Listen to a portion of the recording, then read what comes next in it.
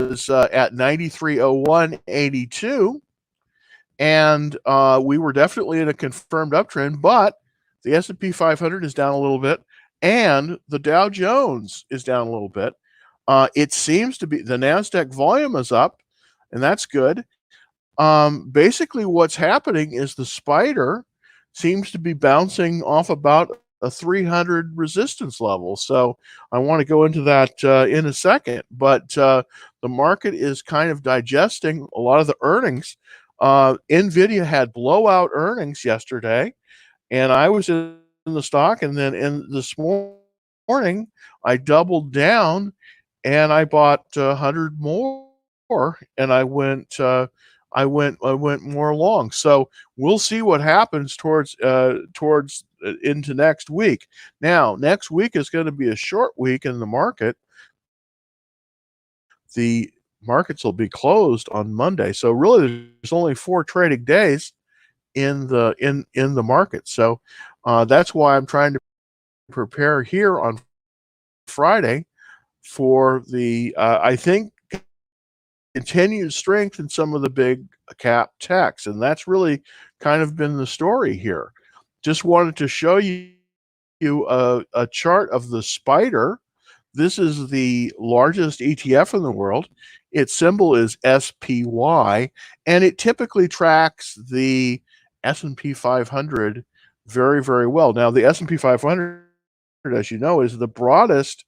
Well, it's not the broadest index, but it is the most important index, much more important than the Dow Jones, because the Dow Jones only has 30 stocks in it. But the S&P 500 typically has the stocks that you would have in the Fortune 500. So it's a very broad measure and a very good measure of the market. Right now, the spider sits at 295.35. The volume is up on it a little bit. It's a little bit off, but it seems to be bouncing off of this resistance. The resistance seems to be between 300 and 305. It's well above the 40-day moving average, which is good because that signals, at least to me, a continued uptrend, which is amazing because I'm just waiting for the COVID-19 things to hit. I do think we're going to see some delayed openings on the companies that do open, and I do think it's going to be a little bit challenged there. But the market seems to be moving into the big cap tech, so that seems to be a good place to be. And at least right now, it's not a good time to short because, as we know, we don't want to go against the tape. And right now, that the tape is moving up.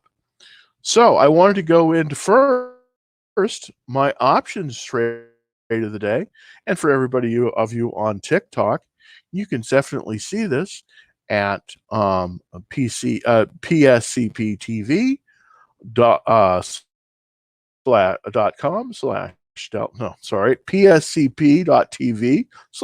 Trading Floor, and on YouTube at youtube.com/Dallas Trading Floor.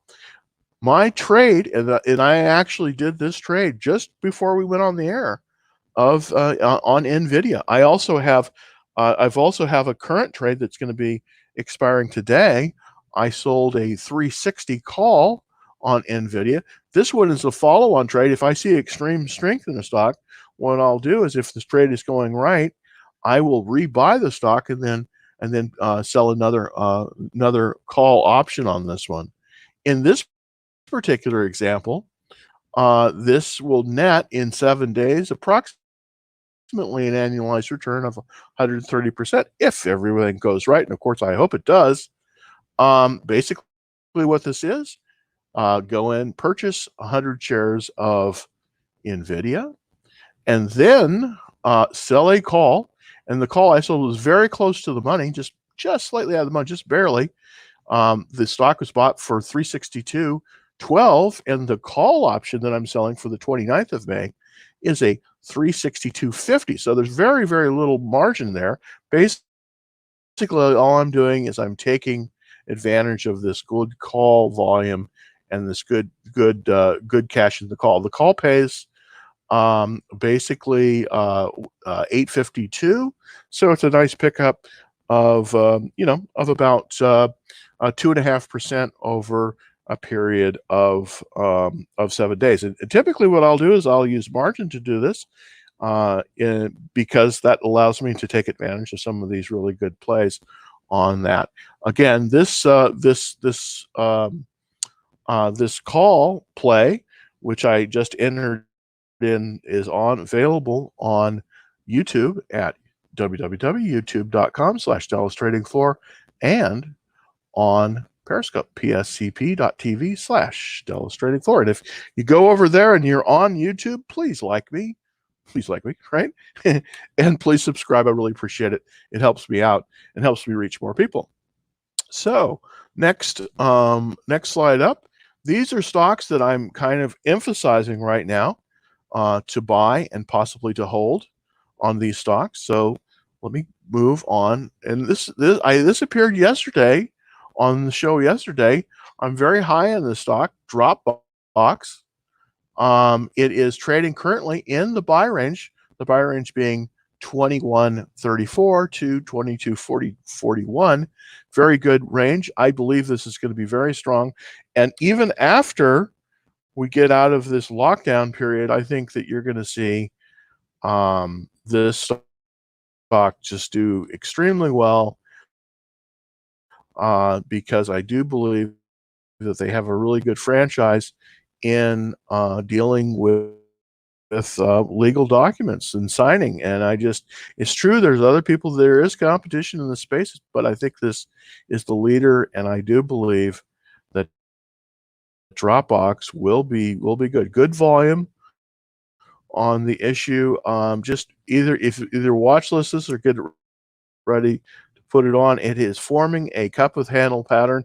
And as you know, people that are watching my show, the cup with handle pattern is the best of all the patterns. What do I mean by that? Well, if a cup and handle pattern appears, and this is, we kind of show you on this is the cup, and as you can see, there's a little handle there, and that's a cup and handle. That typically shows that the stock is being acquired, and it's being acquired typically by larger firms and funds.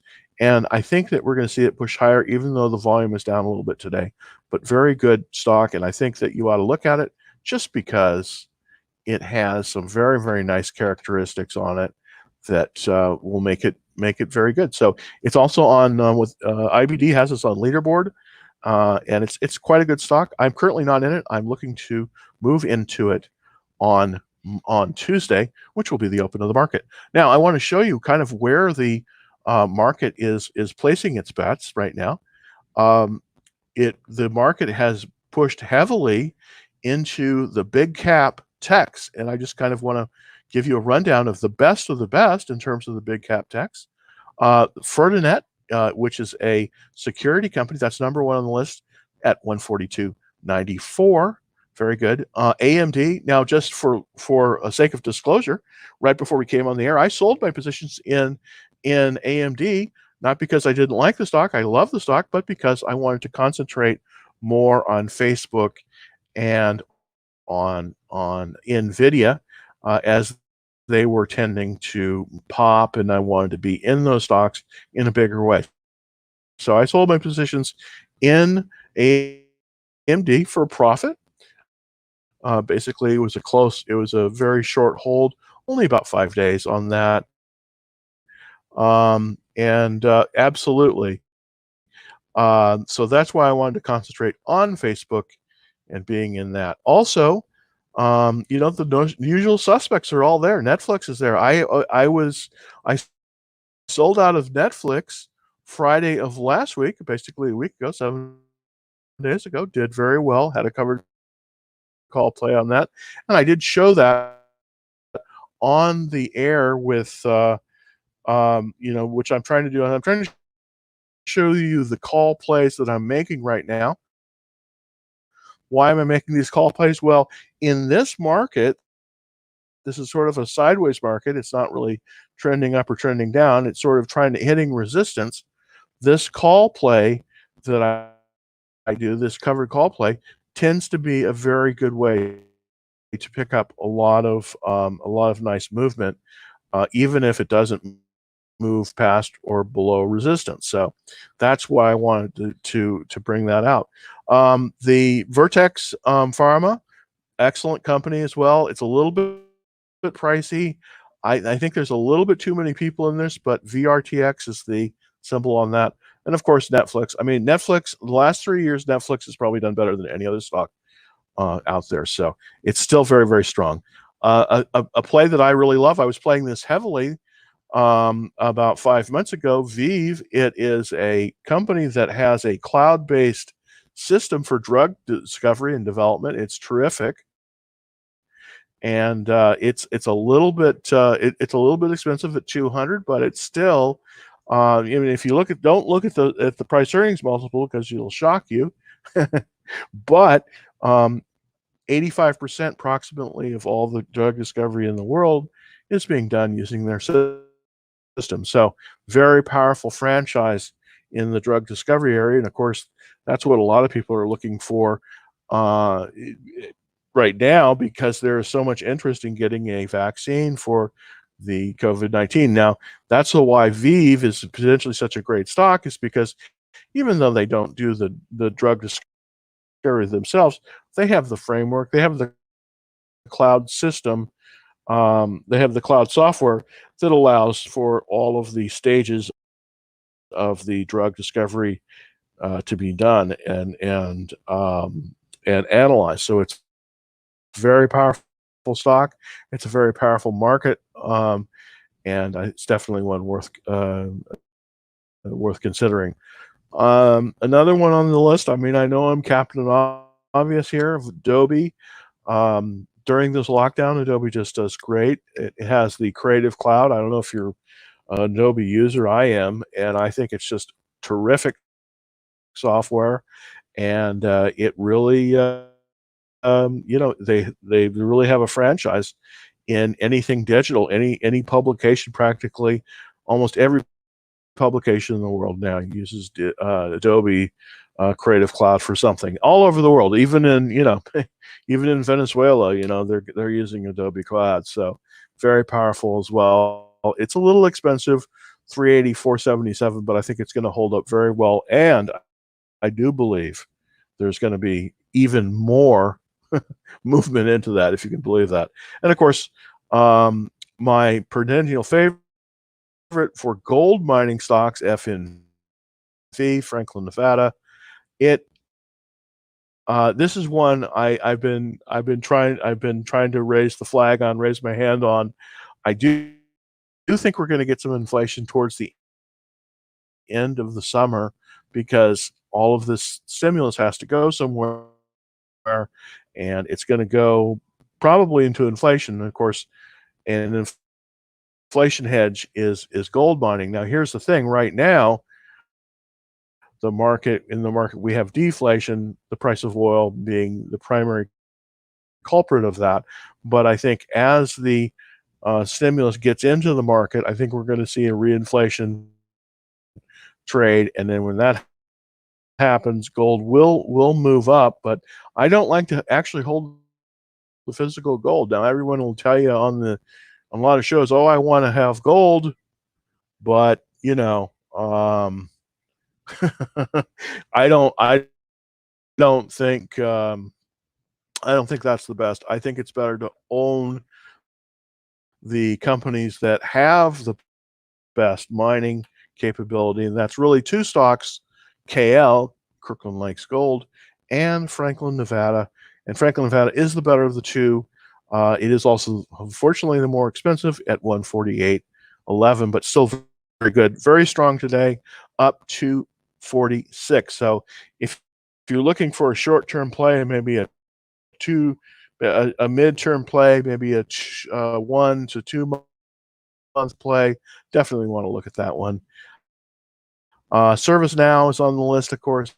That's another great stock. I'm not in it, but it is shown very good strength. And last but not least, in this Bristol Myers Squibb, and this is a quality stock at 60.50, 60.81. So definitely in the pharmas. Here's the thing: the biotech pharmas tend to be a little bit pricey. So if you're going to play the BIOS, a good way to look at it is to do probably the ETF and not the individual stock. If you're gonna play in the healthcare, yeah, I think you want to have a little bit more capitalization. BMY is really a good one because they're strong, and in the pharma they're well capitalized and they have excellent model share. So definitely a top stock that you want to look at, BMY, if you're looking to play in the pharma. All right, well, let's see. Okay, nobody is look. Okay, Palo Alto Networks. Let's see. Let's take a look at Palo Alto Networks. I mean, it has had some strong numbers. So let's look at that, Palo Alto. And for lack of full disclosure, I was actually born in Palo Alto a long time ago. So Palo Alto Networks. Let's see. It's PANW. PANW is the symbol on that. So bring that up. Oops. Call to next call. Okay. Let's see. Let me see if I can get that. PANW. PANW. There we go. Palo Alto Networks.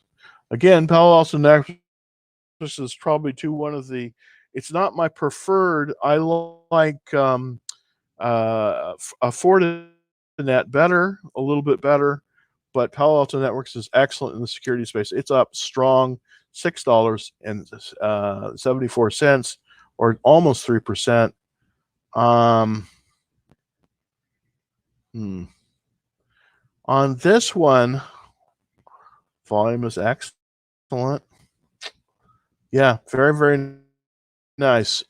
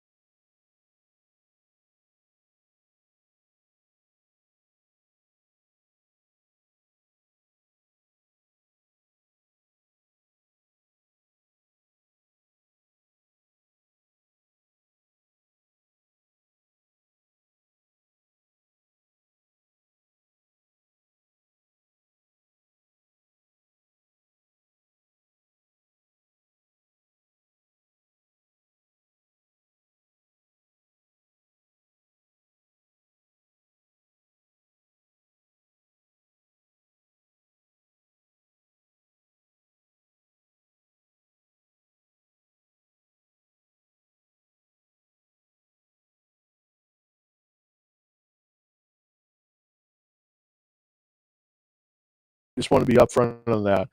It is coming and it's coming soon, and I think you'll like it. It hopefully will give you some actionable ideas. What I'd like to do is I'd kind of like to size my trades. I'd like to size my trades. I'd sort of like to have a larger trade account. Oops. A trade account, and then a smaller trade account, and that's sort of like how I'd like to do it going forward. So, anyways, this is just the contact information. Currently, today I'm broadcasting on YouTube at www.youtube.com/tradingfloor, and on TikTok, of course. I hope you're seeing me on TikTok. I really like TikTok. I am almost over the limit. Almost have 10,000 followers. Please tell your friends about me on TikTok. Please, please, please, because if I can get a little bit higher here, then we can get out to more people and hopefully make some people some money. You in the audience, first of the list. Okay, so okay, how about I have a good. Oh, hey, you too, man. Arnold Pina, I appreciate that. That you too have a great weekend. I may be driving down to Austin. I don't know. It's Memorial Day weekend. I get excited when it's Memorial Day weekend.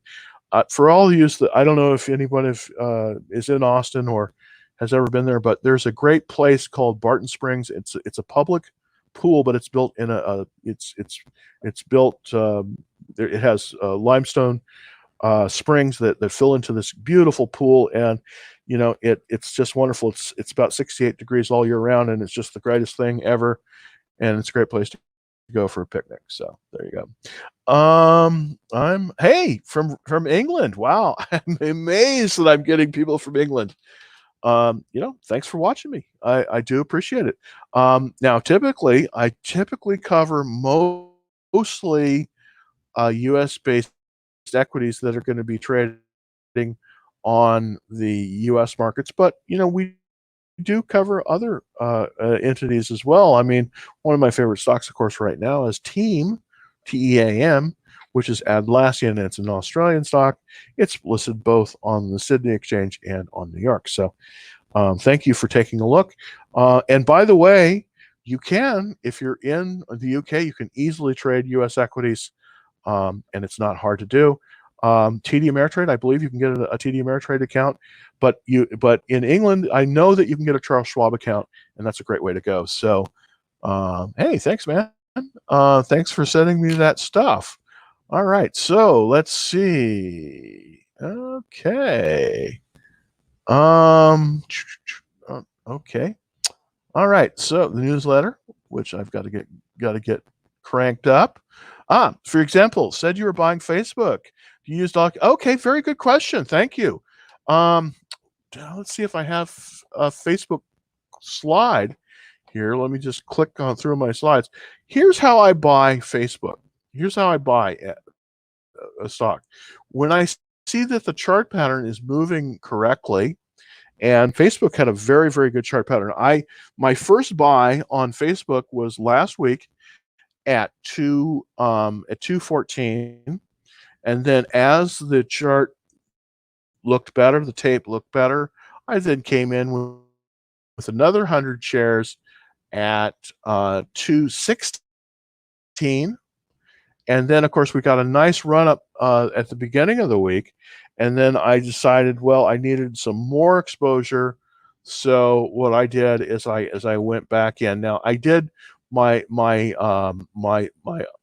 final tranche of 100 was at 227, which is a little bit high, but I definitely wanted to get part of the upward movement. It's trading about 235 right now, and I do believe it's probably going to be in a range now from about 235 up to maybe about 245, 250. I just got to see where it settles, but I do believe it's moving to a new level.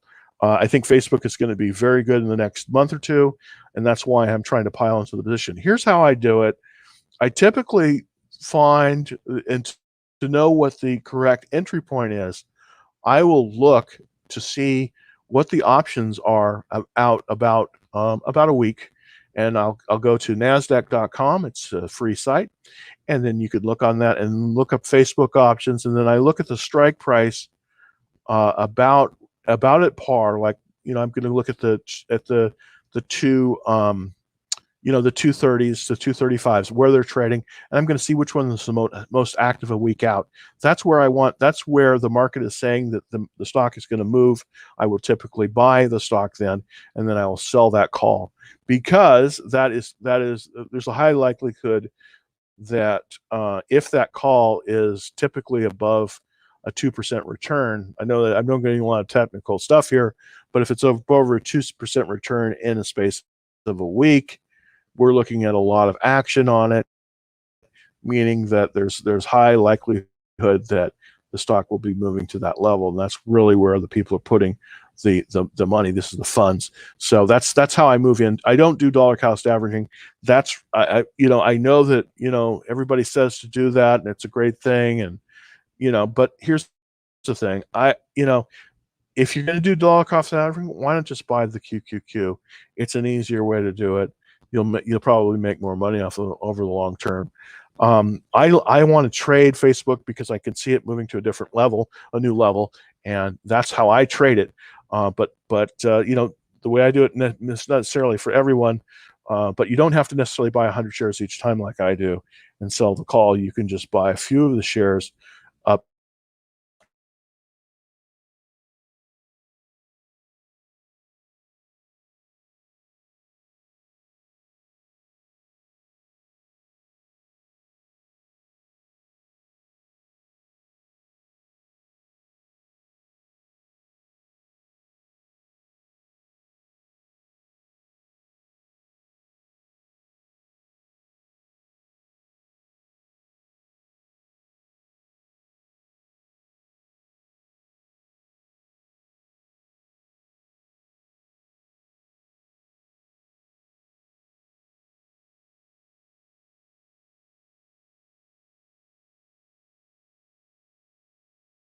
7-day trades, 2-week trades maximum. That's kind of where I'm looking to trade. So, but I do believe that as we open the economy, I do think that it's coming more back towards it's coming more back towards the money moving into the market. There's still an awful lot of money on the sidelines right now, and that's one thing you've got to understand. There's a lot of money on the sidelines that wants to come back in the market, just doesn't have a place to go. And so I do believe that if we start to reopen and nothing really dire happens, I do believe there's going to be a surge into the market in the next few months. And I've come to this conclusion.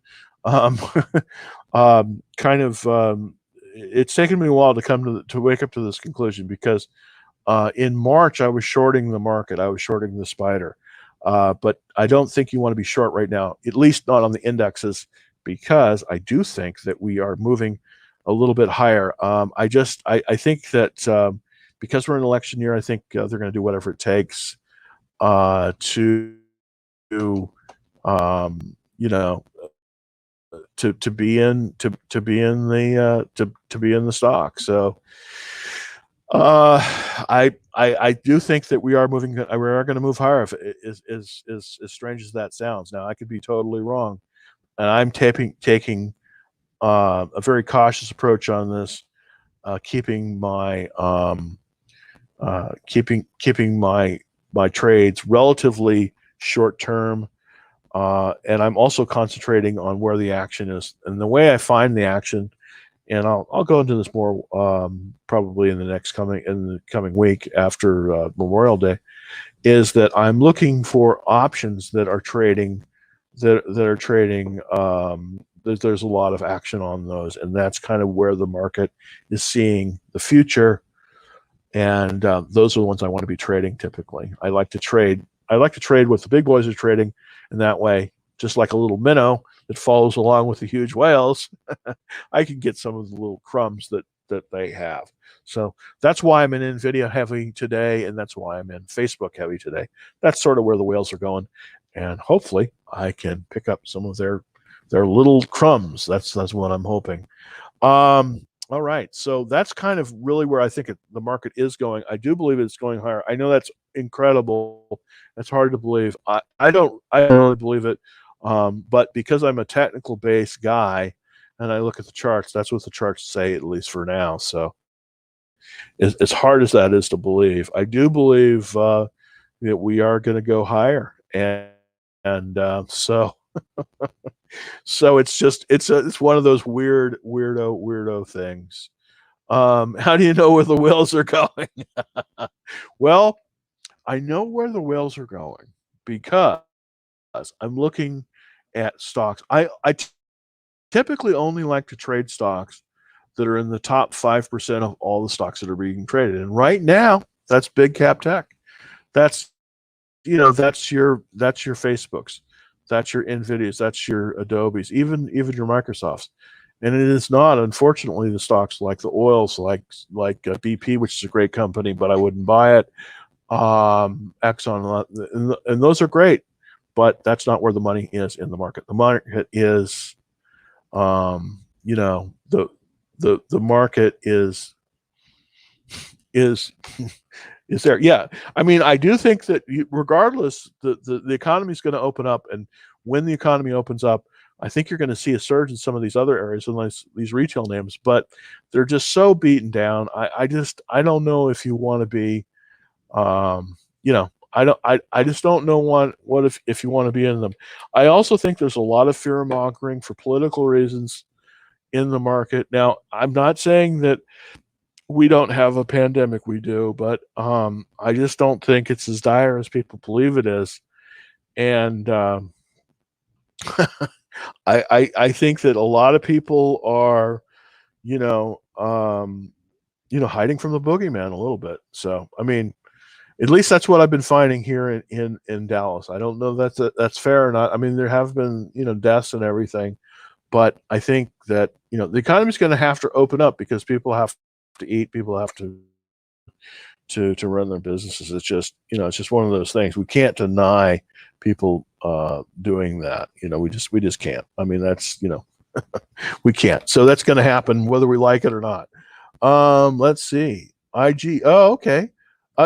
Okay. Thoughts on JUNG and other precious metal stocks?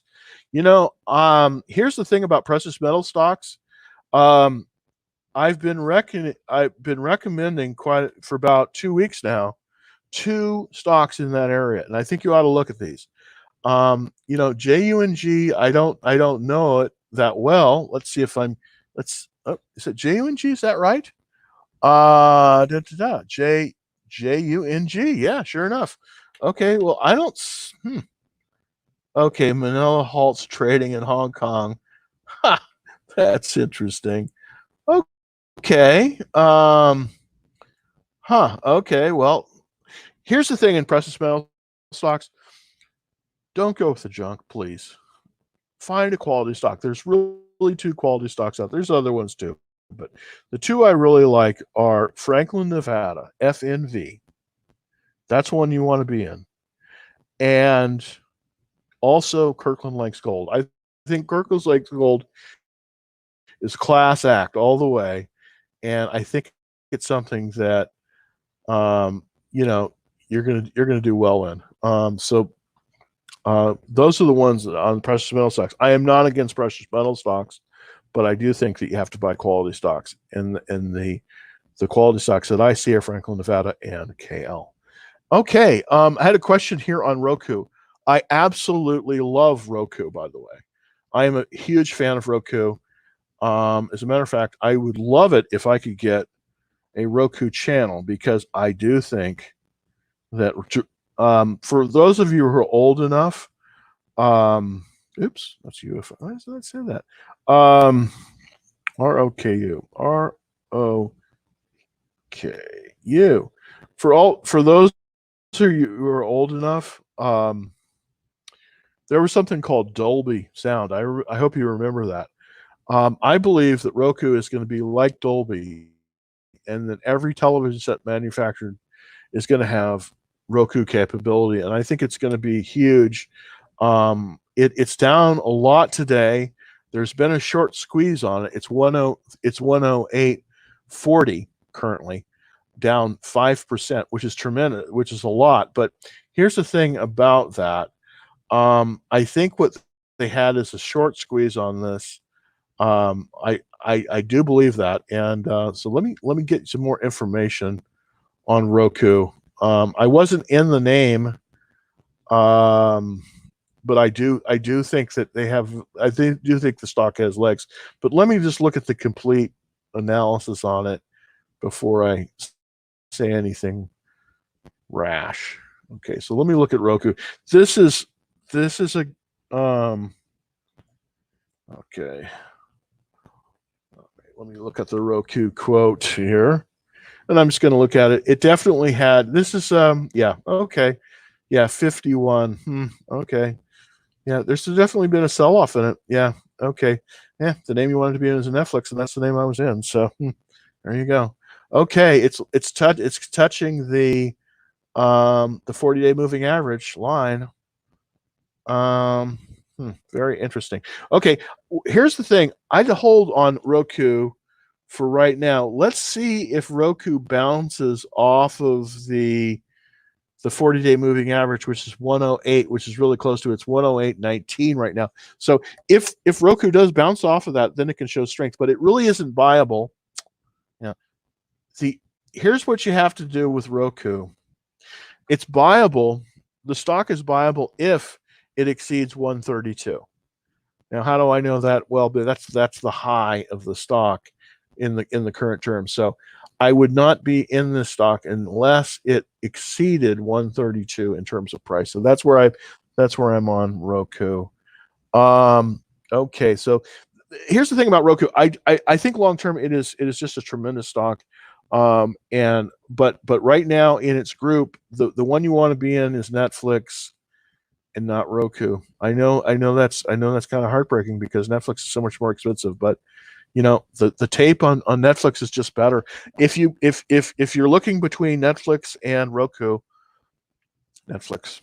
It's just the way the market is setting up. So if Roku will be buyable if Roku reverses and moves above 132. If it doesn't move 132, don't buy it. And here's the thing. Here's why I say that. Well, when you're looking at when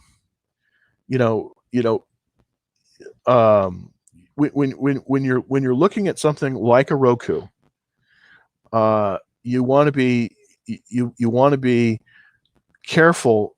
You always want to buy leaders, and here's the thing: you always want to buy a stock when it's at its new highs or exceeding its new highs, because as you can see, that's what happened here with Roku. There was this reversal. There was a big sell-off on Roku, even though it's a great stock, and it went down. The reason that went down, obviously, was there's a lot of people shorting this stock. Why do stocks, why do stocks go down like this? Well, there are a backup. I'm not backup. The reason that they do is because they don't meet or exceed expectations. The stock market is very brutal. It typically awards basically everything to the leaders, and even the second place candidates sometimes don't get a share in that. And that's definitely the case with Roku. At one time, they were both together. These stocks were both together, and they sort of spun it off. Netflix wanted to pursue a path of being on a lot of different platforms, like like Fire Stick and all those other things. Google, but I still think that Roku does have legs. It's just not buyable at 108. You want to wait until it has exceeded 132. If it exceeds 132, then it's a green light to buy. Right now, no, because the chart is not strong on this one. If this is in a group. This is in a group called the Leisure Movies and Related group. Now, this is really a grab bag group. There's 197 groups, by the way. This is a really grab bag group. This has got some of the terrible, theater stocks like Cinemark in there, and it also has Netflix, which is absolutely killing it. Unfortunately, with Roku, you don't want to be in Roku. You want to be in Netflix. Even if you have to buy 3 shares of Netflix, it's still better than buying 100 shares of Roku at this point. So there you go. All right. So that's basically Roku. Got a question on metals, palladium. How does that look? Well, I wouldn't. Here's the thing about metals. I read a book many years ago when I was in college about metals and what metals do best, what metals do poorly. And this is written, believe it or not, by Andrew Carnegie, and basically said, and this is really true. He said, aside from gold, all other metals really don't hold up. I mean, silver doesn't hold up when inflation goes up. People will, silver will come out of the woodworks. People will take their grandmother's silverware and they'll melt it down. But gold is the only one that really doesn't do that. So I am not a fan. First of all, I am not typically a gold bug. And I just for full disclosure, the companies I like are not the gold miners. They're the companies, not the people that actually have the physical gold. I like the people that mine the gold. That's what I like best in this particular market. And again, those two stocks are KL, Kirkland Lakes Gold. I keep talking on a broken record on that, and Franklin, Nevada. If you have a limitation in terms of the amount that you want to invest, I think that Kirkland Lakes is a good bet because they have mines in Australia, which is now the #1 gold mining region in the world. It used to be South Africa, but because of political problems, that's not the case anymore. So KL is kind of where you want to be. Anyways, so I hope it wasn't a Debbie Downer there on the other metals. I don't mean to be that. I'm just trying to give you an honest opinion in terms of what I think is going to benefit you the most. Typically in the stock market, the stocks that typically have the higher prices tend to be where the money is going. So those are the ones you kind of want to be in. So also, if you're looking for the metals, Franklin, Nevada, FNV, that's definitely kind of where you want to be. It's an excellent stock, and it's going to make some highs towards the end of the summer. Not right now because we're in a deflationary tranche in the economy, but when the stock market moves higher, there's going to be inflation. And when the inflation happens, of course, people want gold. And so by the end of the summer, I do believe we're going to see an inflation trade, possibly, and that will push the price of gold higher in terms of dollars, and it will push the gold, but more importantly, it'll push the gold miners higher. And so that's why you want to look at those two stocks. What about pharmaceuticals? Well, I love the pharma area because it's very, very profitable. Here's the thing. There are some in the pharma stocks right now, the stock that I like the most is Bristol Myers Squibb, BNY. It has the best chart pattern, and it has the capital, and it has the balance sheet to withstand any kind of downturn. So BNY is the where you want to be in the pharma. Some of the other ones, like Johnson & Johnson, the old standbys, they're great, but I don't think they're as well positioned as Bristol Myers is. If you're looking to go in the biotechs, there is a stock I think you should be aware of. It's called CRISPR Therapeutics. It is a Swiss stock, believe it or not. It trades on the Swiss exchanges, but it also trades here in the United States on the ADR. And I think it's worth looking at because the funds are very much acquiring this one. It's called CRISPR Therapeutics. It is not a pharma. It is a biotech stock, and it's a little bit more risky. It trades relatively thinly. I think it only trades about 250,000 shares a day, which is not generally a stock I like to trade in because I typically like the more liquid stocks that trade above 1 million shares a day. That's kind of what I like. Okay, what is an ADR? An ADR is an American Depository Receipt, and what that is if the stock trades on a foreign exchange, for instance, a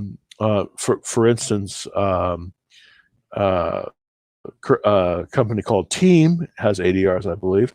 It trades on the Sydney exchange, but it also trades in New York on what they call American Depository Receipts.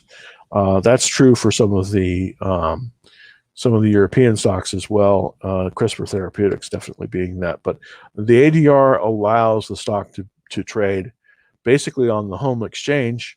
Either, in the case of CRISPR Therapeutics, that would be the Swiss exchange in Zurich, but it also lets the shares trade on the New York exchange. So that's what an ADR is.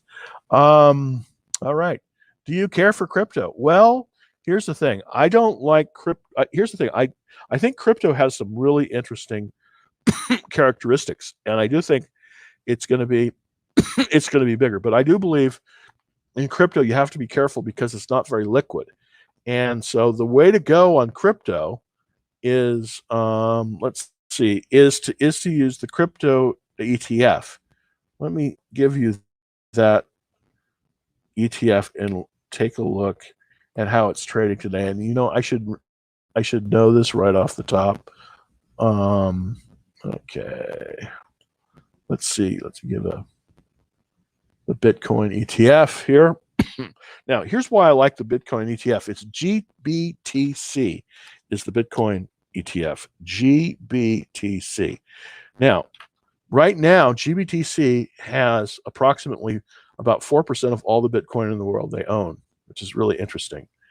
And that is the way to play the Bitcoin market, I believe, right now, because it allows you the liquidity and the safety of the markets. The problem with Bitcoin is that by design, it trades outside of the normal. It trades outside of the normal financial regime, so it has liquidity issues with it. But this GBTC is a cryptocurrency ETF that holds about 4% of all of the Bitcoin in the world. It's currently up, trading up 8 cents at $10.66 a share. The chart is it's a mixed chart. The chart is not. It's definitely above the 40-day moving average. The 40-day moving average, which is great. It's got some fairly good strength today, but it's a mixed chart. It's not not a chart that I wouldn't buy this at this level.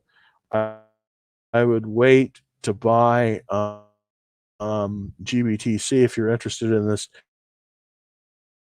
I would buy it above $11.73 a share. That's where I would buy it, because at that level, I think it's going to push higher. Right now, it's trending.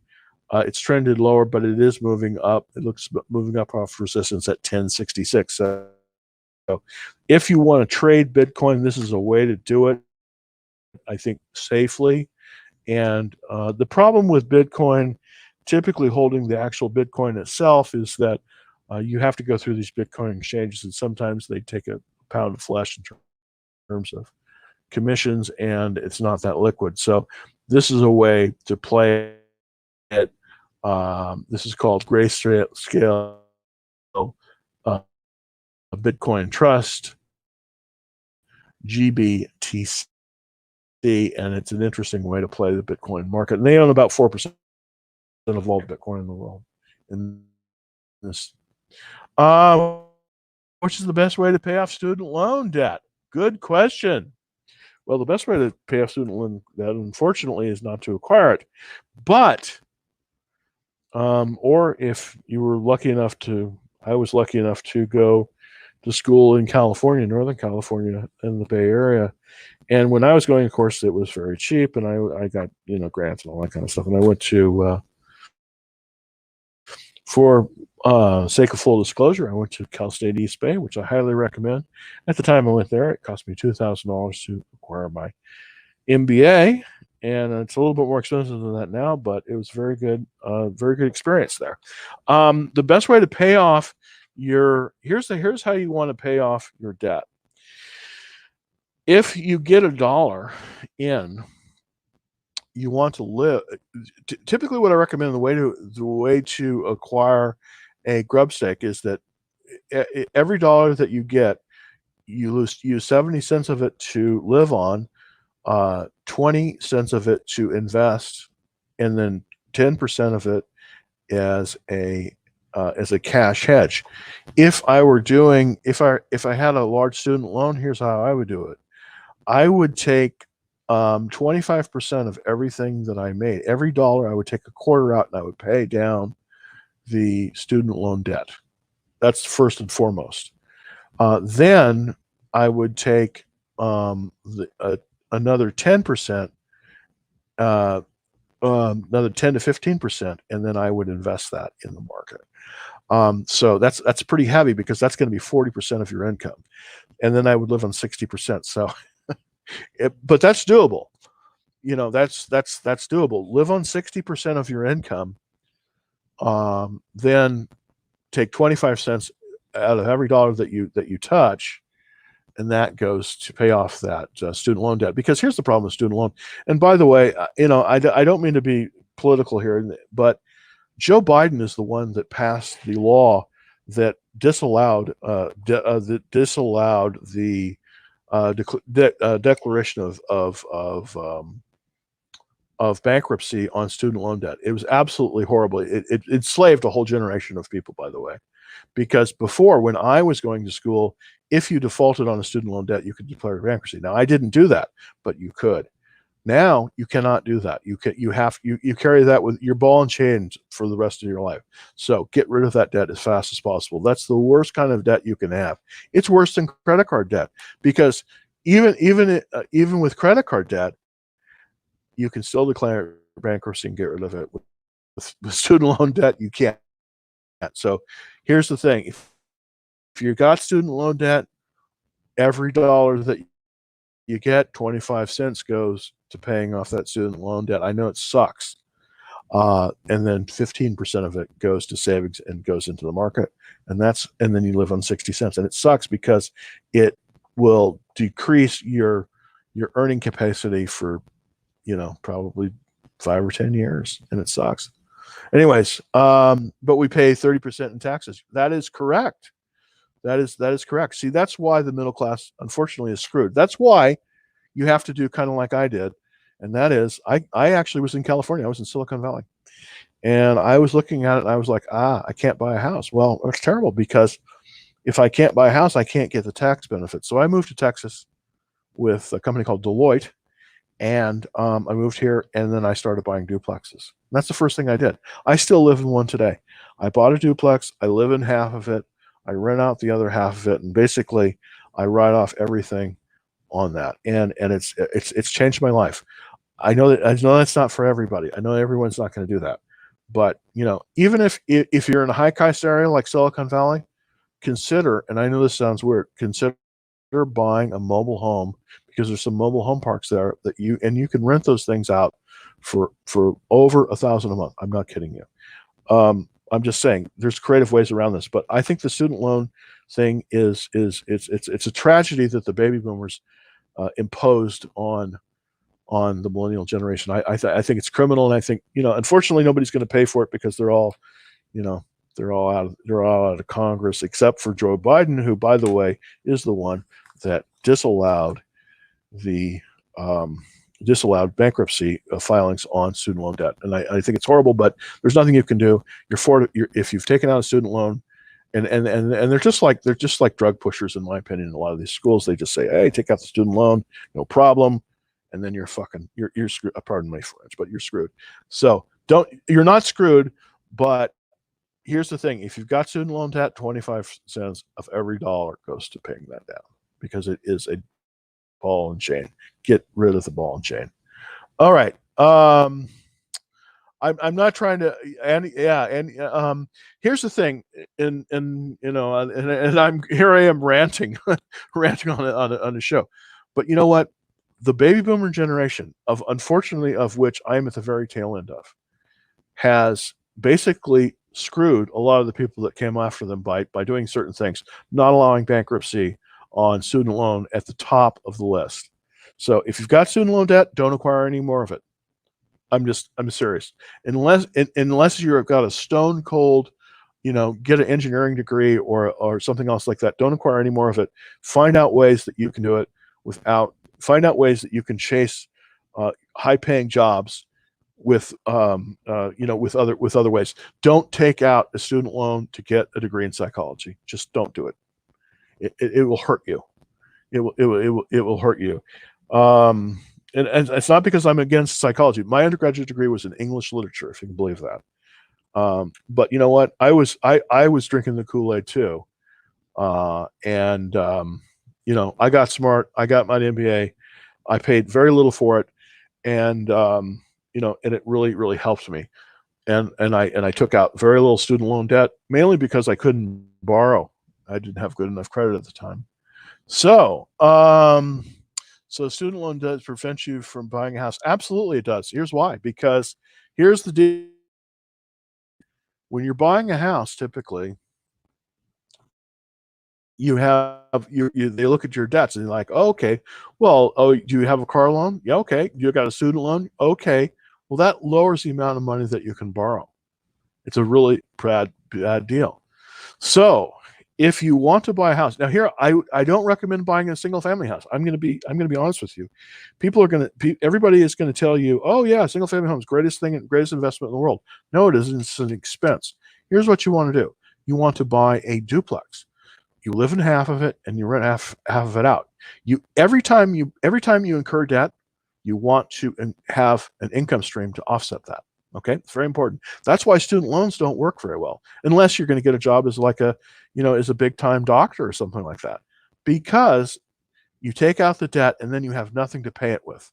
There's no offset. So anytime you take out debt, you always want to look at the end game and you want to make sure that there's income stream by entering into that debt arrangement. That's why when I came to Dallas, Texas, and this is quite a few years ago now, I only looked at buying duplexes. Why?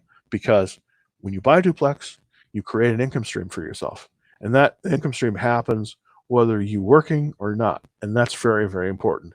And the problem with the student loan is you get the student loan, but that at the end of the rainbow, there's not necessarily income. You've got to go out there and compete and get that income. So if you're going to incur debt, always make sure that you're getting an income stream for that. That's one of the major things that you want to be doing.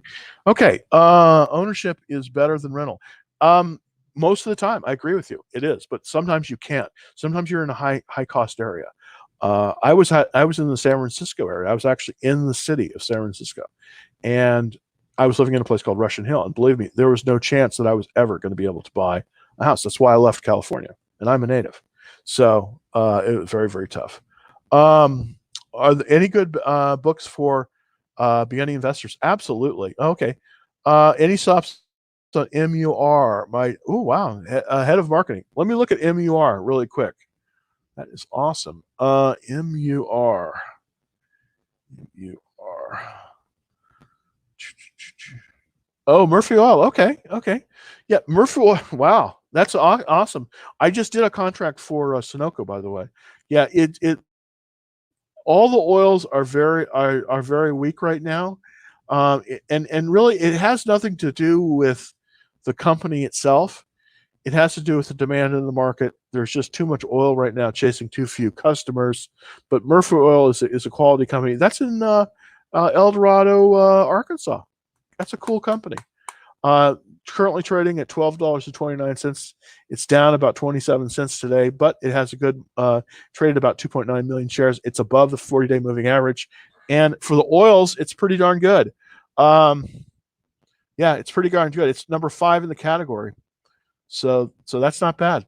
That's not bad. Thanks for watching, by the way. I really appreciate that. I don't think they're going to go out of business. I just don't think right now the oils are really troubled because of this thing, this coronavirus and the shutdown. But here's the thing about oil. Even though I really like Tesla and I like electric cars, oil's going to be with us for a while, and I think it's really good. I am buying Canadian Tire. You know what? I don't know if you want to be in that. I made about 50%. Wow, that's awesome. Awesome. Well, I definitely, the people who are buying Exxon and stuff off the floor, it's a quality company. I mean, Murphy Oil is a quality company. There's just no question about it. It's just that the whole sector is challenged because of, the fact that they've got everybody in lockdown. It's challenged, and the price of oil is so low right now. I don't look at it as an investment. I look at it as a good, possibly a good trading stock. What do I mean? Difference between trading stocks and investing stocks.